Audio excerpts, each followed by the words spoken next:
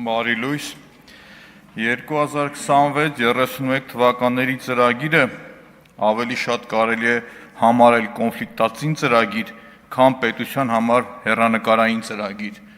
Ես մի քանի կետերի կուզենամ անդրադառնալ եւ գնահատական տալ սկզբունքայնությանը, ՔՊ-ական սկզբունքայնությանը։ Տեսեք, ծրագրի 7-րդ էջում նշվում է կոռուպցիայի զերծ պետության հաստատում։ Արդյոք կառավարությունը անկեղծ է իր այդ պնդման մեջ։ Ես սպասել եմ այսօրվան, որ Երևանի կոռուպցիոն հարցերը ուղիղ նայեմ Նիկոլ Փաշինյանին ու ուղղեմ իրեն, ու գնահատականը պահանջեմ այդ կոռուպցիայի հետ կապված։ 20-ից 24 թվականը Երևան քաղաքը չի ունեցել գլխավոր հատակագիծ։ Պաշտոնական անփութության համար ոչ մեկ պատասխան չի տվել, մի մարդ։ Եղել է հետևանք, շատ ծանր հետևանքներ ա ունեցել։ Հետևանքները որոնք են եղել։ Դիմել են շատ մարդիկ, իմ գնահատված խմբակներ, ովքեր ուղիղ կապ են ունեցել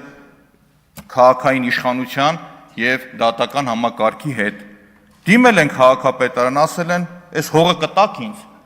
2 ամիս չեն պատասխանել, մտել դատարան, հողերը մեջ են արել։ Եթե արդարադատության նախարարը ստեղ լիներ, գորդորեի ցուցակը հաներ դատալեքսից ներկայացներ վարչապետին։ Ավելի խայտարակ դեպքեր ա եղել։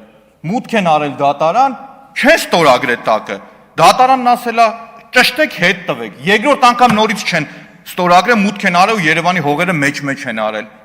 Ուրիշ խայտարակություն ասեմ, գլխավոր հատակագծով պլանավորվում էր կամուրջ թե ճանապարհ, այդտեղ այսօր վերախոյանում շինություններ։ Գնացել եմ, կռիվն արել եմ, հրապարակայնորեն խոսել եմ, դատախազությունը 0 արձագանք։ 0։ Այդ Երևանի հողերը թալանելու համար ով պետք է պատասխան տա։ Մի հատ ուրիշ հարց ուզում եմ ձեզ տալ, պարոն Փաշինյան։ Զարուհի Մաթևոսյան, ձեր աշխատակազմի ղեկավարի տեղակալը, իր ամուսինը վաճառում է Երևան քաղաքին մանեթնիկները, կոպեկը, որ գցում են ավտոբուսների, շուրջ 140,000 դրամով։ Իրական շուկայական արժեքը 40,000 դրամել չի։ Առնվազն 500 հատ վաճառել են։ Ձեր կոռուպցիայի զերծ պետության հաստատման շրջանակներում։ Հաջորդը որ կա, տրոլեյբուսները, որ առել են, առաջի 15 հատը շուրջ $100,000 պակաս են առել, թանկ են առել։ Դրա համար պատասխանատվություն 0։ Ժոնգտոնգ ավտոբուսները, որոնք որ ձեռք եք բերում, ոչ քաշն ա բռնում, քաշը 9 տոննա է լինում, փոխանակ լինի 9 տոննա 300 գրամ, ձիաուժն է քիչ անում։ Բերում են կառավարության որոշմամբ, դզում փչում են, որ ոչ մեկ պատասխանատվություն չկրի։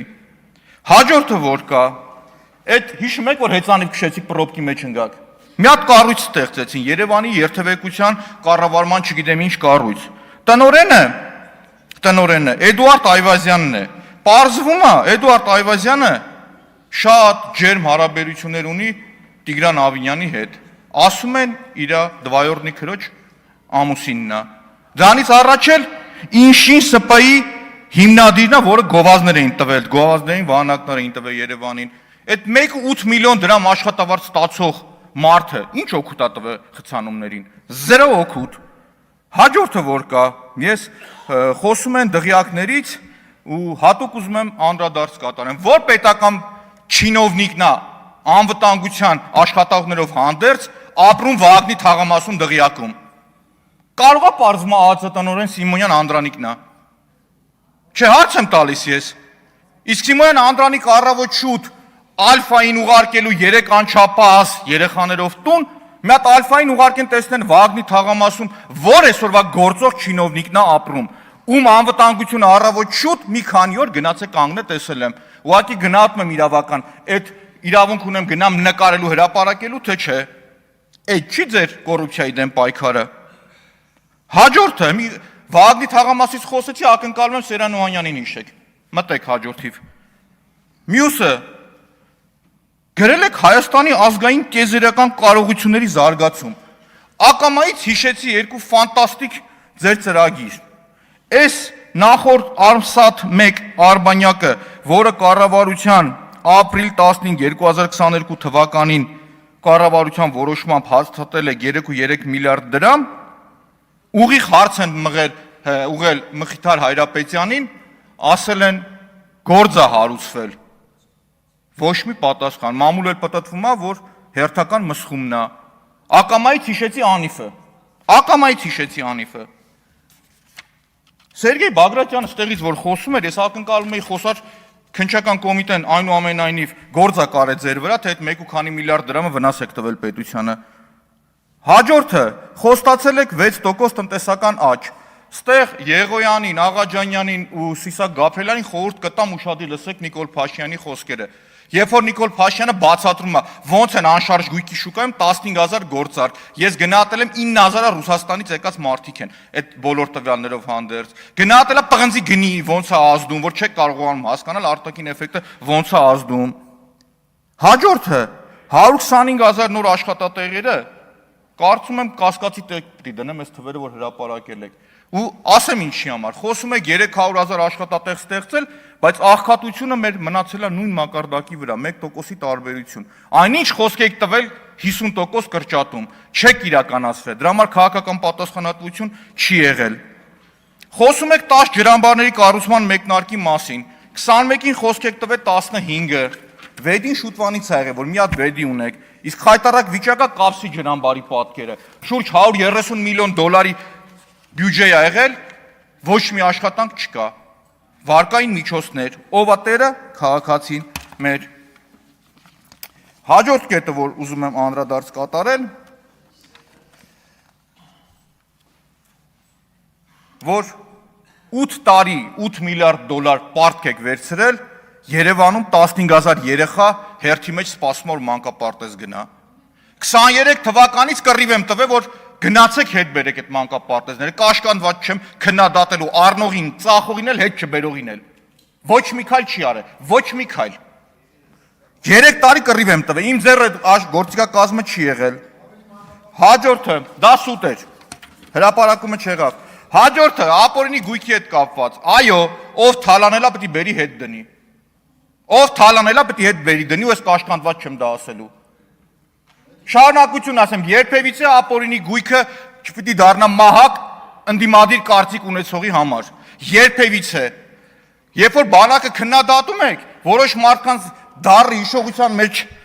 հետ թողած Մելքոյան Գագիկի նոյ թաղամասի դղյակը տեսել եք, որ ապրում է, Լեքսուսով էլ գնում գալիս է։ Եթե չգիտեք, կօգնեմ տանտեղը կտանեմ ցույց կտամ։ Հիմա շարունակությունը, արտաքին մարտահրավեր, խոսում եք Վրաստանի հետ ռազմավարական գործընկերության խորացման մասին, այդ է հարաբերությունների խորացումը, որ այսօր մեր գազ ներմուծողները ստիպված ամեն մեկը 1000 ստիպված բարձր խոսան, որ ձայնը լսվի, $1000 կամ $800 փող են տալիս, որ իրենց ապրանքը բերեն, կամ Չինաստանից եկող ֆուրերն են փող տալիս։ Գևորգ Պապյանն ասում է գնացեք քննչական կոմիտե։ Քննչական կոմիտեն միայն քաղաքական գործեր է արում, միայն եւ միայն, ուրիշ ոչ մի բան չի անում ինքը։ Հաջորդը որ կա, կառավարության ծրագրի մեջ նաեւ ակնկալում եմ, եթե ճիշտ կհամարեք, խոսեք արտաքին մարտահրավերներից, որոնց կառավարողը նաեւ մեր կառավարությունը չի, դուք չեք։ Օրինակ Սևծովյան ճգնաժամը, որի արդյունքում լոգիստիկ խնդիրներ է առաջացել ու հնարավոր է, եթե երկար շարունակվի, նավթի, բենզինի ներմուծման խնդիր առաջանա նույն պարենային մթերքների հետ, կամ Պարսկաստան Իրան հարաբերությունների սրումը, որը որ բերում է էներգետիկ այս ճգնաժամին, որը որ կա, ոնց եք դիմագրավելու այդ բոլորին։ Ես արձանագրում եմ, որ կառավարությունը չուներ տնտեսական հաշվարկ, թե տրիպի արդյունքում ինչքան փող ենք մենք դնելու, ինչքան ենք ծախսելու, ինչքան գումար ենք աշխատելու, բացակայում էր, ուղղակի բացակայում էր։ Դրա հակառակը տեսա կռիվ մեր ինքնության, մեր եկեղեցու դեմ։ Դրա փոխարեն ես տեսա արդարադատության կեղծ լոզունգները։ Թշնամությունը լավ տեղ չի տանում։ Եվ մի անգամ ասել եմ, եթե խոսում եք վենդետայից, վենդետան լավ բան չի։ Վենդետան սերունդներով է լինում, ու լինում են դեպքեր նույն Իտալիայի Կորսիկայում կամ Ֆրանսիայի Կորսիկայում կամ Սիցիլիայում։ Պարոն Հարությունյան, ես ուղեցի եւ մատով խնդրեմ սենց չանեք մյուս անգամ։ Ես թույլ չեմ տվել ձեր ելույթների ժամանակ ոչինչ։ Եվ այդ վենդետան սերունդ կշարունակվի։ Իսկ մեր երկիրը խոսք եք տվել, ուղիղ դուք խոսք եք տվել, որ պիտի սիրո ու համերաշխություն լինի։ Եթե կա մեկը, ով թալանել է, անարդարություն է արել, օրենքին դեմ բան արել, պիտի պատասխան տա, բայց անտրամաբանական է ալֆա ջոկատը ԱԱՑ-ի ուղարկել 3 անչափահաս երեխաների հետ տանը։ Այն պարագայում, որ բոլորը գիտեք, որ ոչ մեկ չի փախնում, ոչ մեկ չի գնում, վերջ դրեք այս թշնամությանը, դա լավ տեղ չի տանում։ Լիլիթ Գալստյան, նախ